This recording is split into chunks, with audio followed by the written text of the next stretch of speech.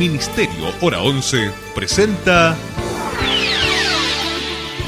Los Originales Bíblicos y Usted. Comparta durante los siguientes momentos junto al Reverendo Herrera un tiempo de reflexión en Los Originales Bíblicos y Usted.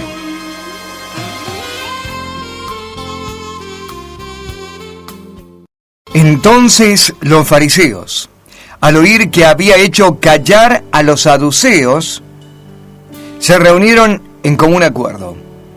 Uno de ellos, intérprete de la ley, preguntó para probarle: Maestro, ¿cuál es el gran mandamiento de la ley? Jesús le dijo: amarás al Señor tu Dios con todo tu corazón y con toda tu alma y con toda tu fuerza. Este es el grande y primer mandamiento.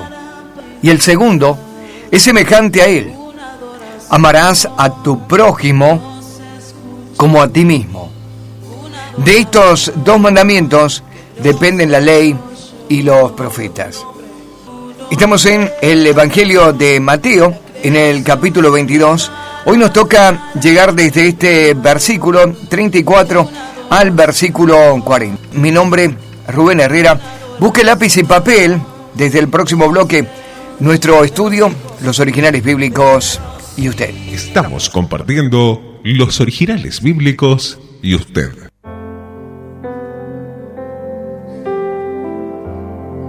Ahí vamos, abre las puertas.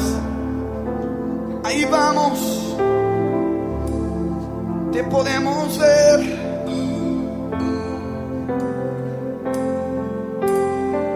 Solo tú y yo, nuevos amores.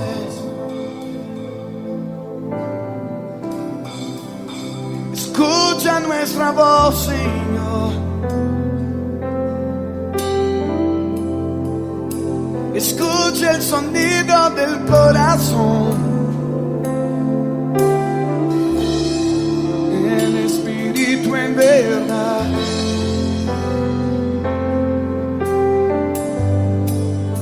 Corremos hacia ti.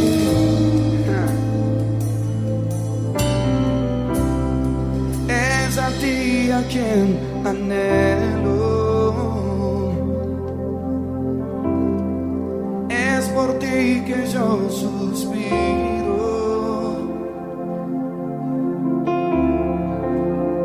Más allá del velo, yo voy a decirte que te quiero. Es a ti a quien anhelo. Es por ti que yo suspiro.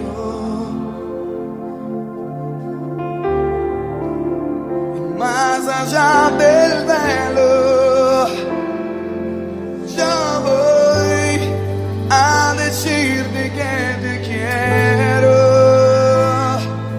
Jesús, atrae mi corazón. Atrae mi corazón. Atrae mi corazón. Jesús, muero de amor.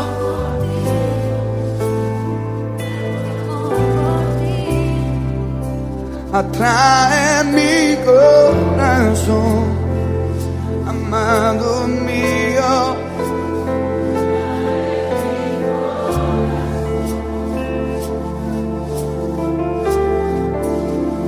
Atrae mi corazón, Jesús.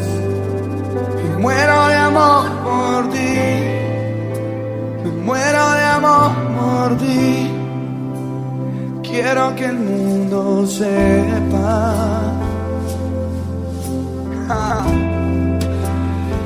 Al oír esto, las multitudes estaban atónitas de su doctrina. Entonces los fariseos, al oír que había hecho callar a los saduceos, se reunieron en común acuerdo.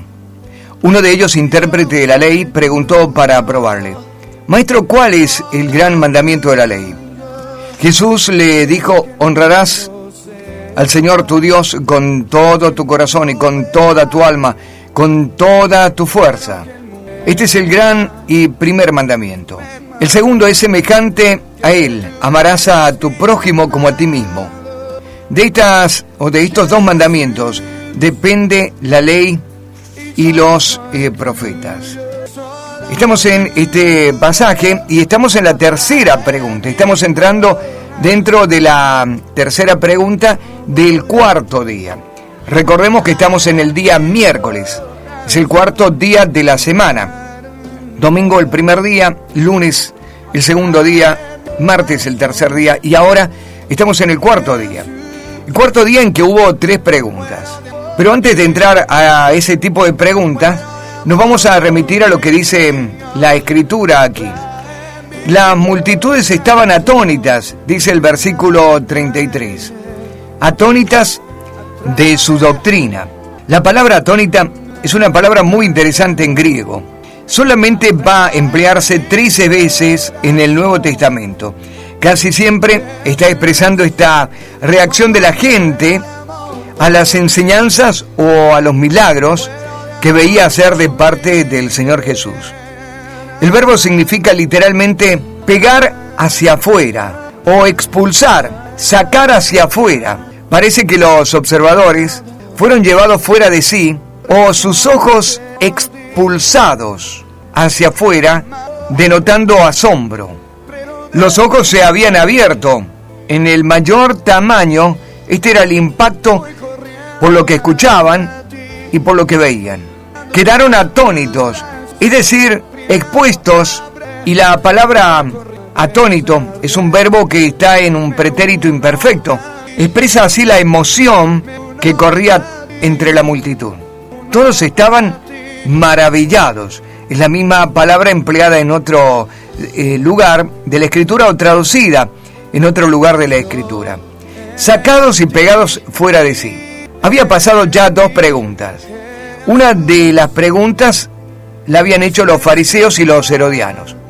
¿Es lícito pagar los tributos a César? La segunda pregunta habían hecho los saduceos con el tema de la mujer que iba quedando viuda sin dar descendencia a los 7 hombres. ¿De quién sería mujer en la eternidad? Y una pregunta para la resurrección, para ridiculizar el concepto o la doctrina de resurrección o vida después de la muerte, que no creían los saduceos, pero que sí creían los fariseos, al igual que enseñaba el Señor. Ahora estamos en la tercera pregunta, y si recordamos, la primera pregunta quedaron descalificados los fariseos y los herodianos, más los herodianos que los fariseos. La segunda pregunta quedó descalificados los saduceos. Ahora se van a acercar nuevamente y en forma unida, en común acuerdo, los fariseos para hacerle una tercera pregunta. ¿Cuál es el gran mandamiento de la ley? Había una trampa tremenda detrás de esta pregunta que parece para nosotros sencilla, pero esto y mucho más lo vamos a compartir en el próximo bloque. Hacemos nuestra pausa y volvemos. Estamos compartiendo los originales bíblicos y usted.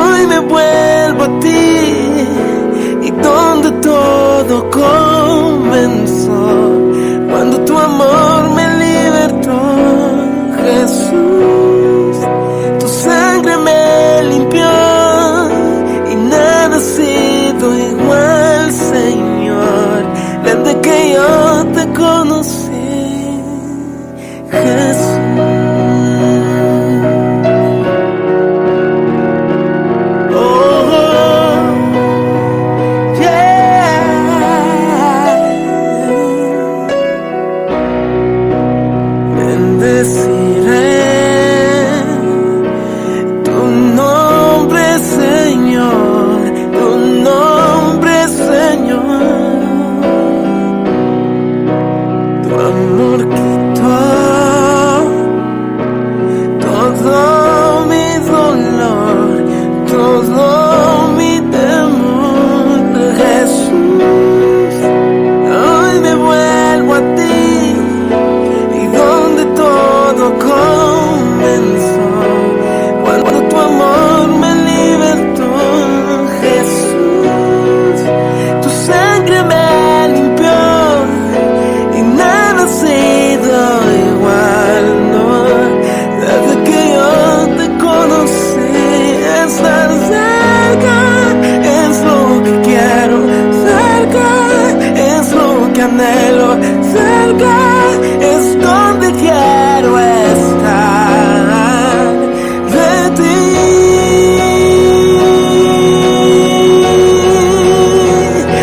Estar cerca es lo que quiero, cerca es lo que anhelo, cerca es donde quiero estar de ti.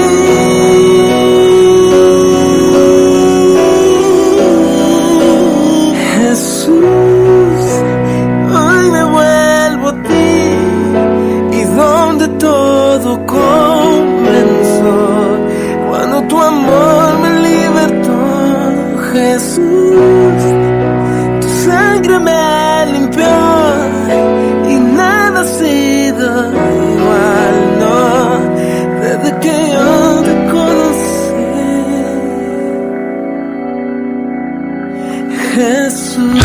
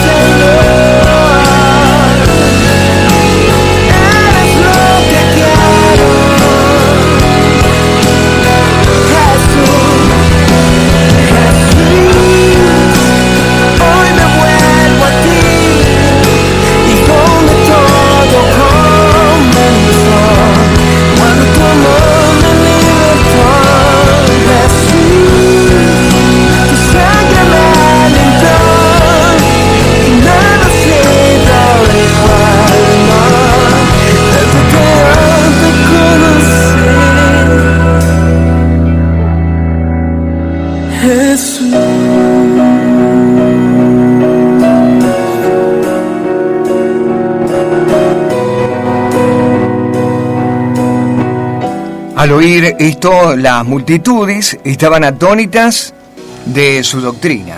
Entonces los fariseos, al oír que había hecho callar a los saduceos, se reunieron en común acuerdo.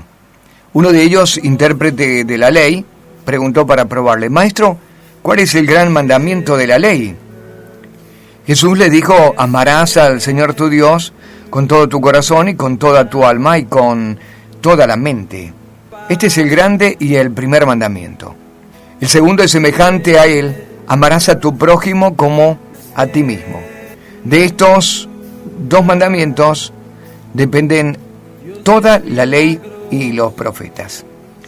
Dijimos, estamos en el cuarto día. Para usted que recién está entrando en los originales bíblicos, nuestra intención es recorrer la Escritura. En este caso estamos haciéndolo por el libro de Mateo. Nos vamos versículo por versículo, contextualizamos, tratamos de ir al lugar, a la escena, nos detenemos sobre palabras o sobre verbos que son importantes destacar o rescatar desde el original griego o desde el hebreo. Analizamos algunas costumbres, nos situamos en el lugar, en forma geográfica también, en forma social, cultural, política. Nuestra intención es no apresurarnos a terminar nada, sino detenernos sobre aquellos en particular que tiene y que sin duda son cosas simples, son cosas sencillas. Nuestra intención tampoco es ser un erudito en la materia, ni tratar de demostrar absolutamente nada. Nuestra única intención es que usted pueda detenerse en la Escritura con nosotros, y de manera sencilla podamos ir destacando algunas cosas. Por supuesto que muchas de ellas se nos van a escapar, y nuestra intención no es ser concluyente con que todo está dicho a la hora de pasar por cada uno de estos versículos, sino dejar esa puerta abierta a la inquietud y también a que usted pueda tener la libertad de meditar en la Escritura, de adentrarse en mayor profundidad. Sí, nos ubicamos y hago un pequeño repaso ahora en esto que vimos hasta aquí y lo que dijimos ya en el bloque anterior. Estamos en el cuarto día y hemos venido repitiendo, lo vuelvo a decir de nuevo, desde la entrada triunfal del Señor a Jerusalén, cuando hizo el recorrido él desde la puerta de entrada hasta el templo, hasta el mismo templo. Es el recorrido que lo hemos comparado con tres momentos, algunos de ellos históricos y otros de manera tipológica o profética, que mencionaban este rol o este papel mesiánico. Lo hemos comparado con Abraham e Isaac en el recorrido que él hizo cuando el Señor pidió a Abraham que entregara a Isaac, su único hijo, en sacrificio. Este mismo recorrido que hizo el Señor en la entrada triunfal es el mismo recorrido que hizo Abraham con Isaac. Dejó en esa puerta, o a las puertas de la entrada de Jerusalén, a los siervos, y solo con su hijo y con sus asnos enarbolados fueron hacia el lugar del monte Moriah, el lugar del Calvario, la cruz del Calvario. Miles de años después, el Señor cumpliría en forma cabal esta entrada triunfal, haciendo el mismo recorrido y sobre un asno, y llevando hasta el templo su presencia como el Hijo para el sacrificio. También vimos que cada año, por costumbre, el sumo sacerdote salía a buscar el cordero en Belén. Luego que lo tomaba, llegaba esa mañana temprano para entrar a la ciudad, y los levitas y sus colaboradores comenzaban a festejar con sus famosos cantos, Hosana al que viene en el nombre del Señor.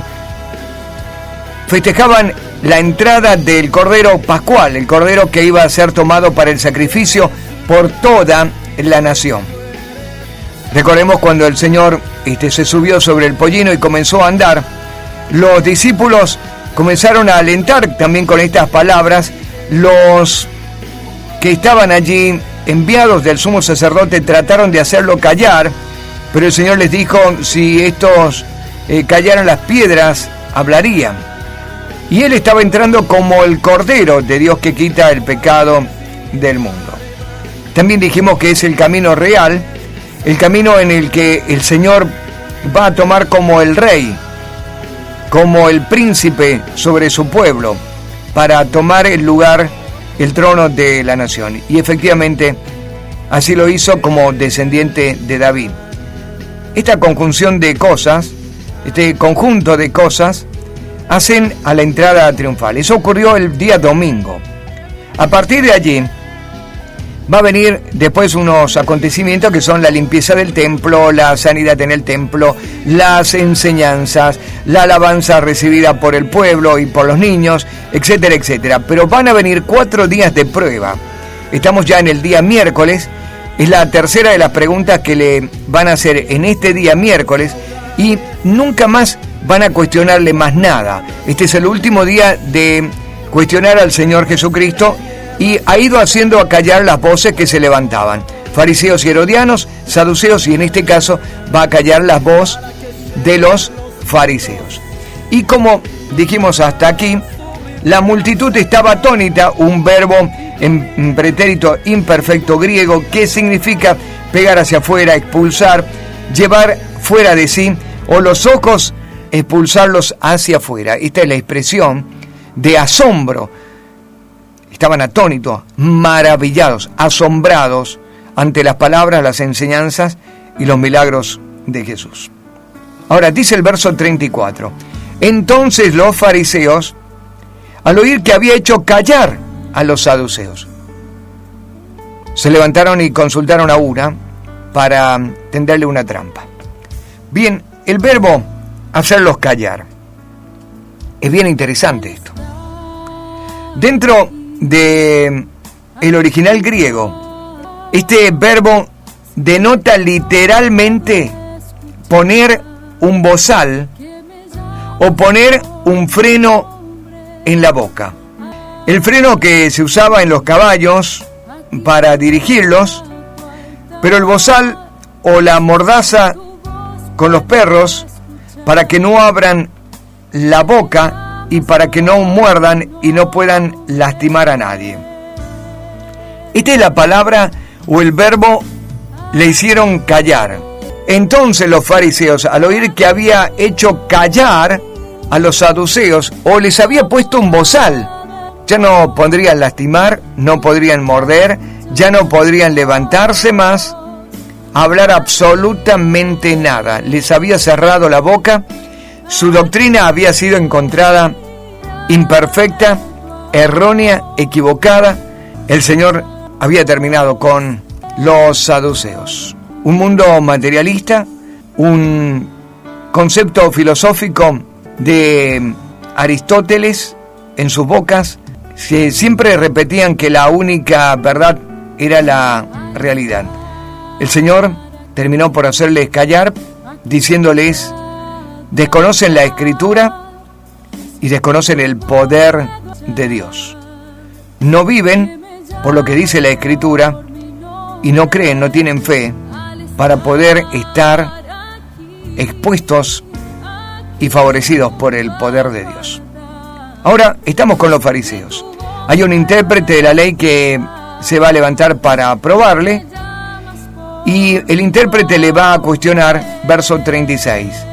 ¿Cuál es el gran mandamiento de la ley? Nos vamos a la pausa, a la música, ya volvemos. Estamos compartiendo los originales bíblicos y usted. Da fuerzas, lo que me da vida. Oh Señor, lo que me da fuerzas, lo que me da vida. Oh Señor, es tu aliento, es tu aliento, soplo de vida, el soplo de vida, es tu aliento, es tu aliento, soplo de vida, el soplo de vida.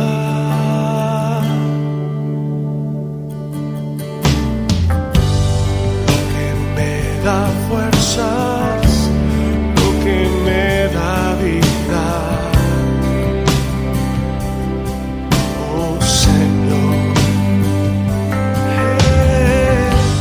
lo que me da fuerzas, lo que me da vida. Oh Señor, es tu aliento, tu aliento.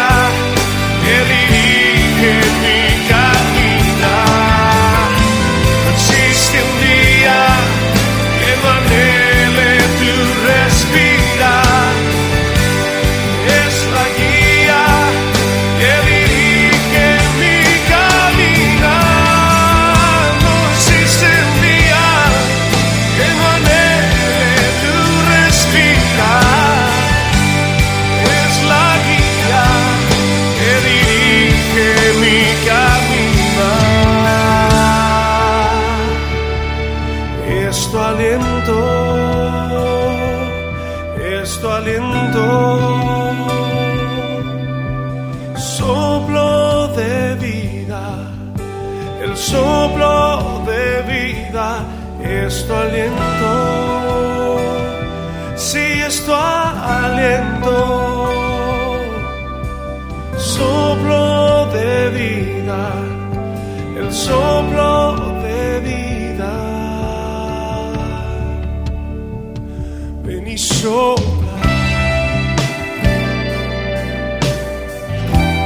Ven y sopla, ven y sopla, Espíritu Santo. Sopla aliento de vida, sopla al corazón endurecido, sopla al corazón entristecido. Oh, ven y sopla.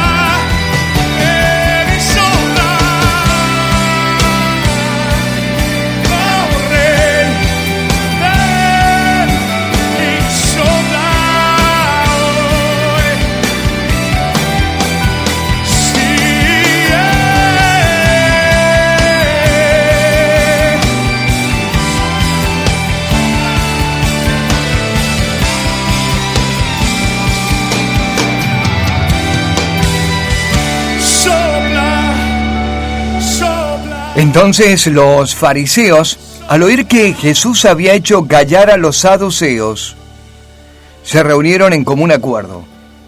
Uno de ellos, intérprete de la ley, preguntó para probarle: Maestro, ¿cuál es el gran mandamiento de la ley? Jesús le dijo: amarás al Señor tu Dios con todo tu corazón, y con toda tu alma y con toda tu mente. Este es el grande y el primer mandamiento. El segundo es semejante a él: amarás a tu prójimo como a ti mismo. De estos dos mandamientos dependen la ley y los profetas. Algunos manuscritos antiguos refieren este versículo, dicen el primer y gran mandamiento. La traducción un poquito más antigua nos remite a esta que tenemos nosotros ahora, es la traducción Mundo Hispano, y este es el grande y el primer mandamiento. No hay mucha diferencia, pero queríamos hacerlo notar para tenerlo en cuenta. Las traducciones siempre van a estar variando de acuerdo al empleo de una traducción textual o una traducción de sentido. Cuando es textual, es palabra por palabra, quizás respetando en gran parte la estructura gramatical del texto, y cuando hablamos acerca de una traducción de sentido, es que justamente se emplea el sentido común o lo que en intención tiene para decir lo que se dice en el original. No con las mismas palabras, pero empleando el sentido para que no se pierda el mensaje, y el mensaje no pueda ser diferente a lo que dice desde el comienzo. Los fariseos se gozaron por la derrota de los saduceos. Sin duda eran enemigos, pero no demoraron en reunirse para continuar su búsqueda y la manera más apropiada de deshacerse de Jesús. El verbo en griego se reunieron, o traducido se juntaron, es el mismo que se utiliza en la Septuaginta para describir la reunión que mantendrían los gobernadores contra el ungido de Dios. Y esto era una palabra profetizada en el Salmo 2 y en el versículo 2, y lo vamos a buscar para tenerlo en cuenta y para leerlo también en esta ocasión. Recordamos la palabra reunidos o se juntaron. La última gran reunión de los fariseos obedece a una profecía cumplida, o el cumplimiento de una profecía en el capítulo 2, cuando esta profecía mesiánica dice, versículo 1: ¿por qué se amotinan las gentes y los pueblos piensan cosas vanas? Se levantarán los reyes de la tierra y príncipes consultarán unidos contra Jehová y contra su ungido, diciendo: rompamos sus ligaduras y echemos de nosotros sus cuerdas. Había un cumplimiento profético en la reunión de los fariseos. Sin duda, los fariseos tenían el gobierno más fuerte dentro de lo que es el lugar de reunión y de las decisiones, las tomas de decisiones en Jerusalén, conocido como el Sanedrín. 70 eran los varones mayores que conformaban este Sanedrín, y lo hacían en gran parte los fariseos, escribas, saduceos, pero en su mayor cantidad estaban conformados por los fariseos, ya que dentro de los escribas también estaban ellos, o los escribas eran parte del pueblo fariseo. Se reunieron, dice la Escritura. Entonces los fariseos, al oír que Jesús había hecho callar a los saduceos, se reunieron de común acuerdo. La misma palabra o el mismo verbo griego que utiliza la Septuaginta en el Salmo 2, versículo 2. ¿Qué es la Septuaginta? A menudo lo nombramos aquí. La Septuaginta aparece allá en el imperio de Alejandro el Magno. Para poder enfrentar la invasión griega, los judíos hicieron algo muy estratégico y singular. Hicieron vestir a todo el pueblo con vestiduras blancas, una especie de túnica sacerdotal. Cuando Alejandro el Magno entró en Jerusalén y vio esta pasividad en el pueblo, y también vio la cultura, la educación y la religión del pueblo judío, quedó maravillado. Entonces lo trasladó a los más eruditos bíblicos o expertos en la ley, los trasladó a la ciudad de Alejandría, al norte de Egipto. Fundó una ciudad especialmente para ellos. Cuenta la historia secular, no una historia inspirada, que 70 biblistas o 70 judíos, en este caso escribas, en el tiempo de Alejandro el Magno, hicieron la primera traducción completa del Antiguo Testamento o de la Torá y de algunos libros al griego. Esta traducción, la primera traducción de la Biblia desde el hebreo al griego, se conoce como la Septuaginta. La Septuaginta porque la conformaron 70 eruditos bíblicos. Un poco más osado es aquel que se atreve a decir que en realidad esta traducción se hizo en 70 días y que también los 70 tradujeron por separado cada una de estas escrituras, y que al reunirse se encontraron con la fascinante conclusión de que eran exactamente iguales. 70 copias iguales de una misma traducción, algo perfecto y muy perfecto para ser humano.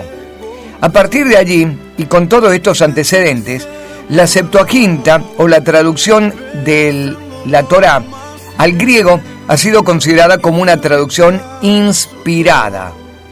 No habría manera de hacer eso en el día de hoy, mucho menos con 70 personas que se pongan de acuerdo y mucho menos en 70 días. Nadie podría hacer eso en 2 meses y 10 días.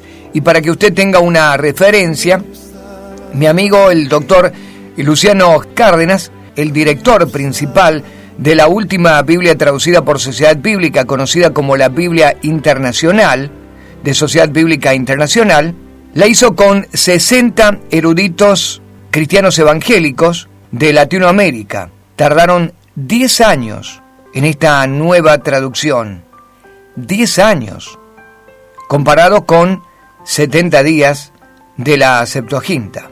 Imagínese, hoy con toda la tecnología y con todo lo que podemos en avances lograr una traducción mucho más rápida, ellos sin ninguna tecnología lograron esta traducción. Por eso se considera que la Septuaginta es una traducción inspirada. Y muchas veces usted habrá observado que nos remitimos a el original griego, cuando Mateo, por ejemplo, está escrito en arameo, o cuando muchos de los pasajes del Antiguo Testamento están escritos en el hebreo religioso o el hebreo raíz. Y es porque esta traducción es considerada una traducción inspirada. Bien, todo esto para decir que la palabra que emplea Mateo en cuanto a la reunión, a la juntada que habían hecho los fariseos, repetía y en forma exacta, una palabra que está en el Salmo 2, versículo 2. Príncipes consultarán unidos contra Yahweh y contra su ungido. Nuestra pausa y entramos ya en materia, porque todavía no vimos la pregunta. Se acercó el escriba, el principal entre los fariseos, y les dijo: ¿cuál es el principal mandamiento? Ya volvemos. Estamos compartiendo los originales bíblicos y usted.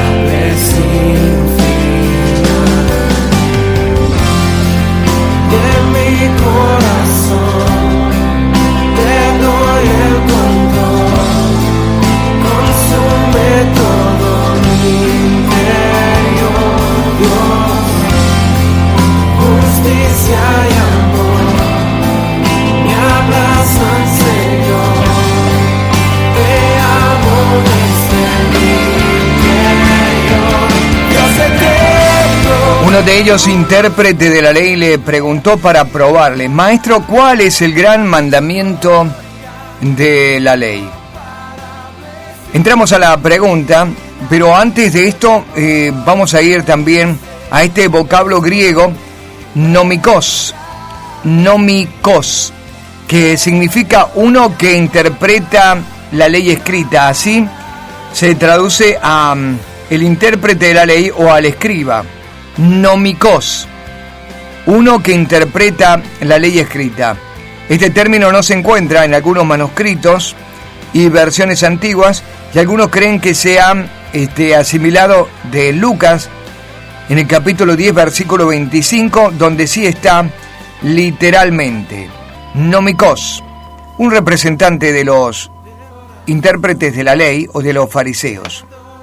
Se acercó para preguntarle literalmente qué clase de mandamiento es el mandamiento de la ley. La pregunta se discutía frecuentemente entre ellos, entre los fariseos, especialmente en relación con los 10 mandamientos. Muchos afirmaban que el tercer mandamiento era el más grande y el más importante. El tercer mandamiento dice: no tomarás el nombre de Jehová tu Dios en vano, porque no dará por inocente Jehová al que tomare su nombre en vano. Pensaban que este sería el gran mandamiento y querían llevarle a una trampa. También es posible que el intérprete tenía en mente los otros mandamientos, porque aparte de los 10 mandamientos, había 613 mandamientos más que ellos habían elaborado a partir de la tradición de los ancianos. 365 prohibiciones y 248 mandamientos positivos. Así que todo el tiempo estaban procurando clasificar los mandamientos entre los grandes y entre los pequeños. O mejor, a ver a qué atendemos mejor y a qué no. O qué le damos más importancia y a qué no. O qué seguimos y qué no. Recordemos que los fariseos tenían por costumbre enseñar sobre el pueblo y someter al pueblo con cargas que ni ellos mismos llevaban.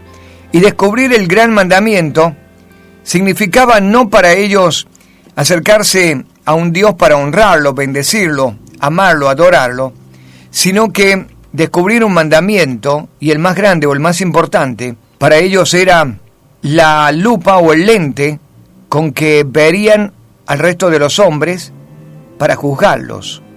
Si no cumplían ese mandamiento, caían sobre ellos y los destruían.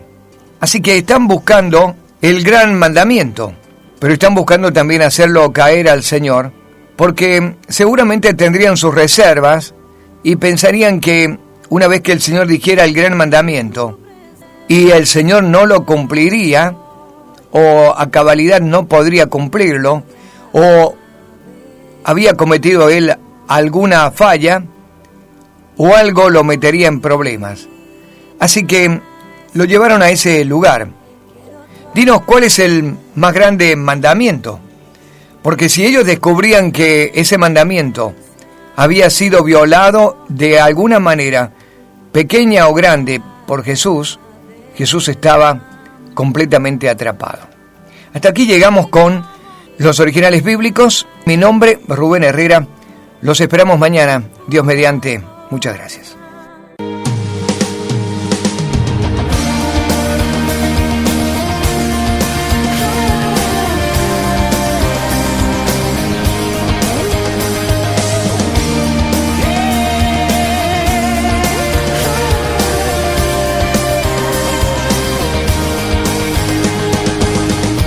Quiero proclamar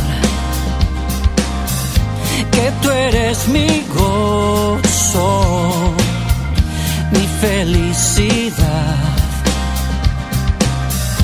mi mejor sonrisa, que hoy estoy completo, pues llegaste tú, que hoy estoy completo, pues tú eres mi Señor, mi fuerza, mi guía, mi Señor, mi Padre, el dueño de mi amor.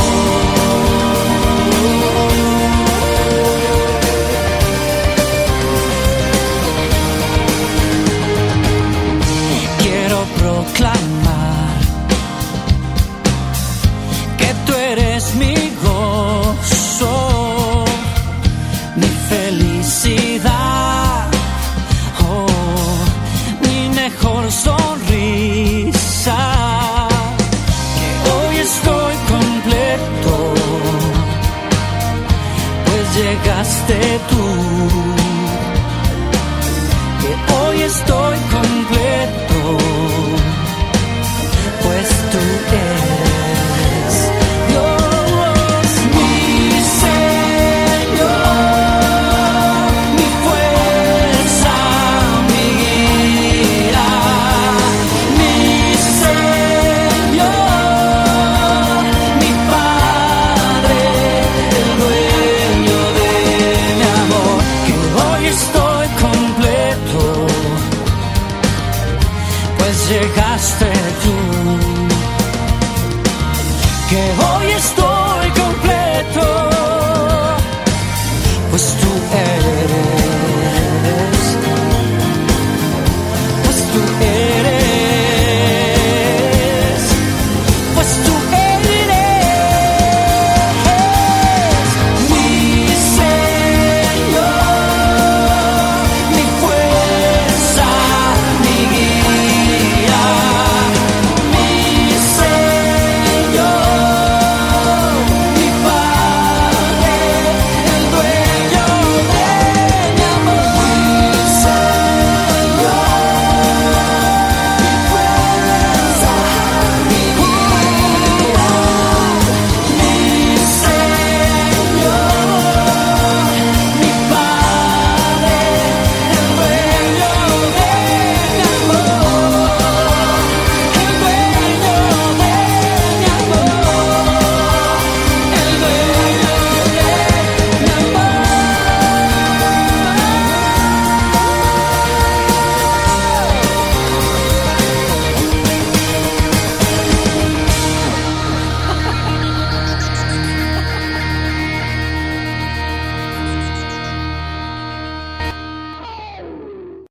Ministerio Hora 11 presentó Los Originales Bíblicos y usted.